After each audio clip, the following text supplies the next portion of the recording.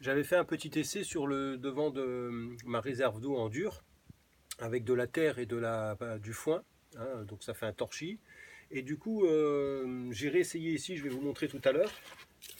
Et comme ça tient bien, ben, là cette fois je fais de la terre normale, quoi, vous voyez, avec de l'eau.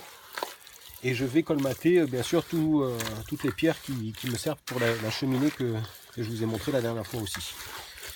Donc voilà, là je malaxe bien. Regardez comme ça devient bien argileux, ça colle bien, quoi. C'est parfait. Et du coup, eh bien, je vais mettre ça sur mes pierres. Je vous reprends de suite après. Le deuxième essai de torchis que j'ai fait, c'est à ce niveau-là, vous voyez bien. Donc là, il y a une deuxième couche. Ça, c'est la première couche, donc terre avec du foin. Je ne sais pas si on voit bien le foin qui sort. Donc le premier essai, ça tient super bien. Donc là, une deuxième couche avec de la terre sans foin. Et bon, vous voyez, c'est pas encore tout à fait sec, mais en tout cas, ça craquelle un peu, certes, mais ça tient bien, quoi. Ça bouge pas. Hier, il a plu pour la troisième fois au terrain depuis qu'on est là. Et du coup, le petit essai que j'ai fait dehors, c'est pareil, ça tient aussi. Donc là, je continue, hein, ce que je vous ai montré tout à l'heure. Voilà, avec ça, je vais colmater toutes les pierres de la cheminée. Et après, je ferai un petit essai, voir si jamais c'est assez étanche. Allez, c'est parti. Donc là, c'est de la terre. Je sais très bien que c'est 100% naturel, puisque ça fait plus de 7 ans qu'il n'y a pas eu le moindre produit chimique là-dessus. Donc j'y vais avec les mains, j'en ai rien à faire. Au contraire, je pense que c'est bon pour la peau même, pour vous dire. Voilà, donc là je colmate grossièrement. Hein. Ce qu'il faut, c'est que ça bouche un peu les interstices des cailloux, des pierres. Et en fait, il faut y aller crescendo là, par le bas pour que la terre elle tienne de plus en plus ensuite.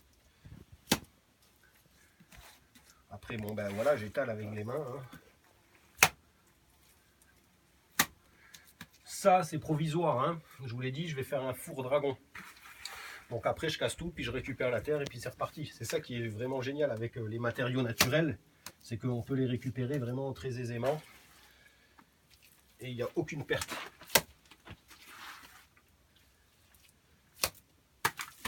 Je vais m'écarter un peu, comme ça vous voyez un peu plus. Mais de toute façon, c'est la méthode d'un maçon normal, hein, je veux dire. Hein, sauf que là, à la place de travailler avec du ciment, je travaille avec de la terre, tout simplement.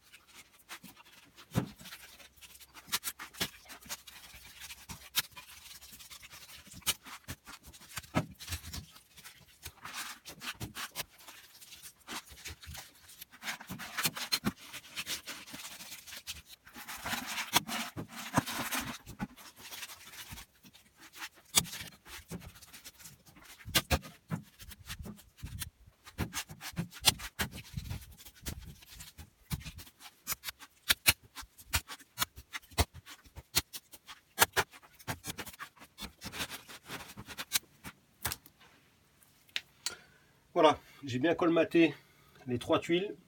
Il faudrait que je colmate aussi derrière pour éviter que la fumée sorte par là. Ici, c'est bien colmaté. Il faut que j'attende que ça sèche bien.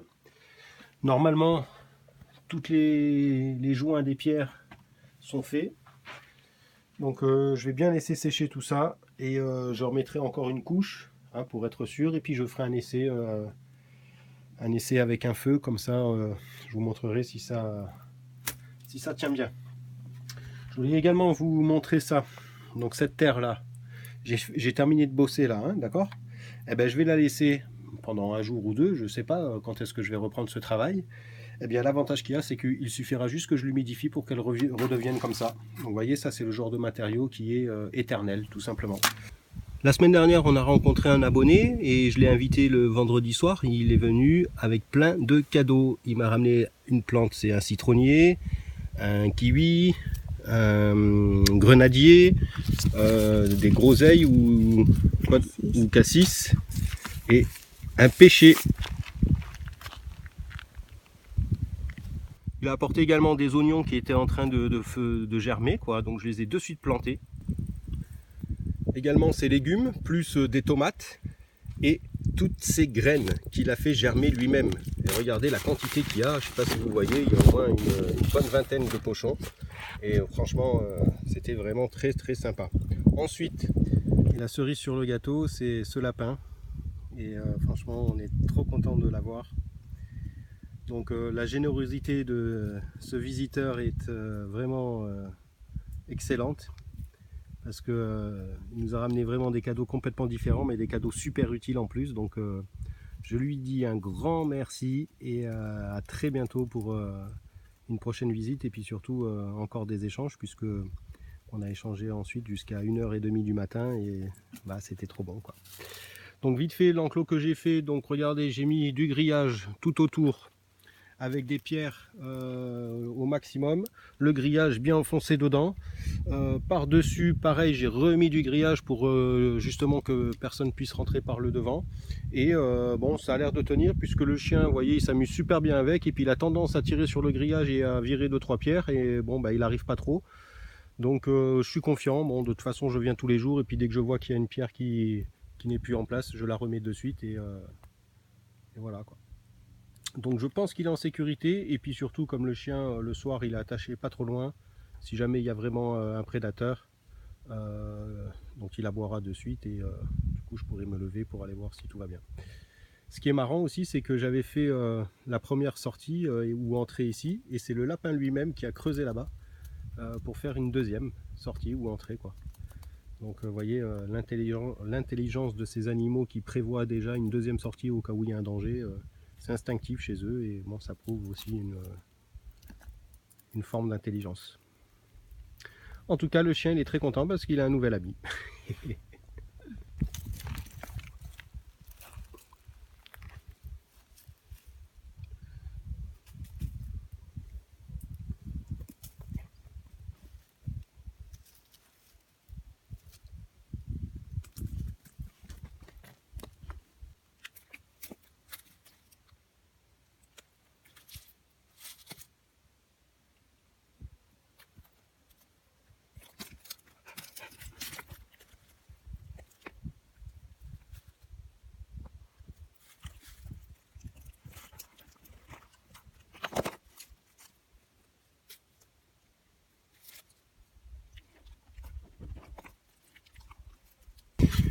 Alors aujourd'hui je vais récolter les cacahuètes, puisque vous voyez quand ça devient comme ça c'est que c'est bon.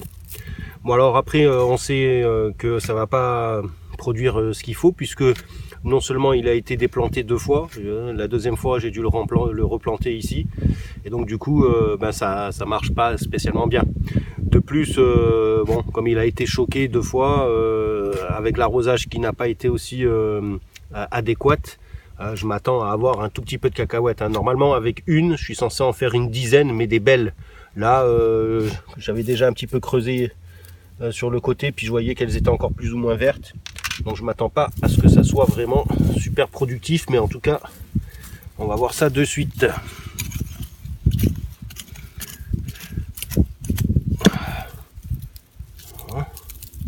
Ah, vous voyez. Voilà. Donc, ah ben, regardez, il y a même une petite racine qui repousse là. Donc celle-là, je vais la replanter quasiment de suite. Et puis les autres, je vais les laisser sécher. Donc c'est ridicule. Et vous voyez, il y en a qui ont même pas pris. Mais bon, J'en ai 1, 2, 3, 4, 5, 6. Donc 6 graines qui sont censées s'être acclimatées à cette terre et aux conditions météorologiques. Donc bon, normalement l'année prochaine, si je les plante en temps et en heure bien comme il faut, je pense que j'aurai un pied 2 fois, voire 3 fois plus beau que ça, quoi. Voilà, donc bon, je m'attendais pas à plus, hein, mais en tout cas, vous voyez, ça racine déjà. Et donc pour l'année prochaine, j'en planterai 2 fois plus. Et on voit bien que ça marche. Voilà. Dans cette petite partie là, vous vous rappelez, j'ai quasiment rien fait, hein. J'ai fait un petit trou, un petit peu de terre, et donc j'ai mis mes aubergines et mon fameux potiron. Et ben regardez les aubergines, j'arrose à peine de temps en temps, et voilà, je vais pouvoir récolter celle-ci qui arrive. Vous voyez, il y a encore des fleurs superbes. Faire attention avec les petits pics qu'il y a. Voilà, ça va donner encore un petit peu certes, mais un peu quand même. Regardez les concombres. Je vais vous dégager un peu ça. Vraiment ça. Comparé à ma main, vous voyez que c'est quand même assez gros, hein. Voilà. C'est trop beau, trop marrant. Et si vous regardez un peu à l'intérieur, ah, ça pousse. Il y en a des petits qui arrivent. Voilà le gros là qui pend. Regarde un peu plus loin là-bas. On va s'approcher. Ah moi ça. Hop là. Si c'est pas trop mignon aussi. Voilà, puis on en voit plein de petits qui arrivent de partout. Alors par contre là aussi j'ai remarqué que j'ai un peu de pucerons, donc comme je vois pas de coccinelle, je vais traiter directement au purin d'ail, purin d'oignon. Et voilà, bah sinon on est très content. Regardez, ça fleurit encore. Vraiment cette belle fleur. C'est magnifique. La trouvaille du jour. Donc je suis descendu chercher du pain et puis j'ai trouvé ça à côté d'une poubelle.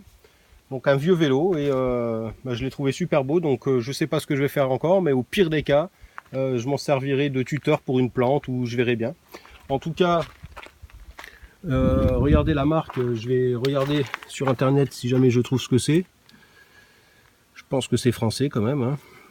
Ce qui était marrant aussi, c'était de trouver cette pompe qui elle fonctionne encore, quoi. Bon, elle est toute rouillée, il y a plein de merde dedans, mais voilà, elle fonctionne encore. Donc là, c'était l'ancienne manette pour changer les vitesses, trop marrant. La vieille selle en cuir. Il y a marqué des choses là-dessus, là aussi, je vais voir si je nettoie un peu pour savoir qu'est-ce que c'est comme marque exactement. À l'arrière, le garde-boue avec les petites pochettes pour mettre les accessoires, l'embout pour la pompe, puis un morceau de corde, les rustines pour réparer les pneus. Alors ça faisait très longtemps que j'avais pas vu ce genre de petit grattoir métallique, et c'est vrai que quand on était minot, pour ceux qui sont nés, pour ceux qui ont un peu plus de la quarantaine, on avait ça, quoi. Donc j'ai vraiment halluciné de voir ces petits accessoires. Et puis avec les vieux démons de pneus là aussi, extrêmement solide ça, hein. Bon là c'est un peu rouillé certes, mais voilà. Et de l'autre côté, la pochette, la deuxième. Donc j'ai trouvé ce petit étui, un petit morceau de chaîne avec un cadenas. Donc un vieux cadenas aussi. Et du coup j'ai fouillé là-dedans bien sûr. J'ai découvert un ancien étui à aspirine, il y a marqué aspirine quelque chose du Rhône. Donc j'arrivais pas à ouvrir, donc avec une pince j'ai réussi, puis effectivement il y a l'air d'avoir de l'aspirine dedans. Donc je pense, tiens, vous voyez, je pense que c'était comme ça qu'ils prenaient leur aspirine à l'époque. Je regarderai aussi sur internet, on verra bien. En tout cas j'ai trouvé ça trop marrant. Bien sûr j'ai trouvé la clé du cadenas. Donc le cadenas ne s'ouvre pas, mais je regarderai pourquoi. Et tout au fond de ça, j'ai trouvé une pièce de 100 francs. Alors j'ai regardé la date, hein, c'est du 1955, ça vaut rien du tout, mais j'ai trouvé trop marrant de découvrir ça. Donc je vais la nettoyer, tout ça. Voilà, comme quoi, vous voyez, les gens ils jettent des vieilles choses et on redécouvre des objets qui nous rappellent notre jeunesse. Donc j'ai trouvé ça très très marrant et c'est pour ça que je l'ai récupéré. Donc on verra par la suite qu'est-ce que j'en ferai. Et oui, bien sûr, la petite cloche qui marche toujours. Franchement, c'est génial.